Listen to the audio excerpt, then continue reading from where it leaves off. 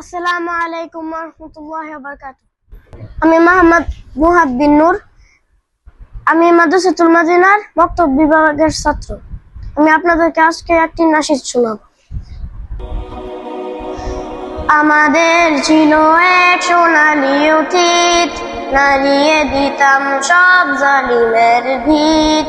আইন ছিল শুধু ইনসাফেরই, জুলুম রুখে দিতে হতো না দেরি।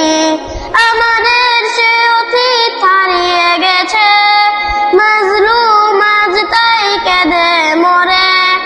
হারিয়েছি যা তা কি পাবো ফিরে, তুমি না জাগলে তাকে ফেরাবে কে?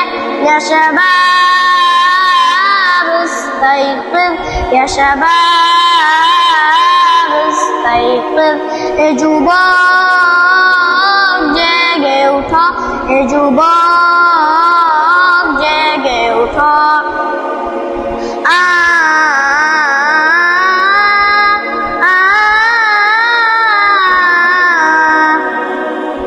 তুমি কি শুনোনি খালিদের কথা, সালাউদ্দিনের শত বীর ত্রাতা?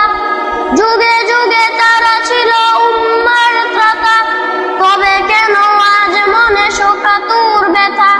সিরিয়া কাশ্মীরে আর কোন ঘুরে ডাকছে তোমার ওই ভাই?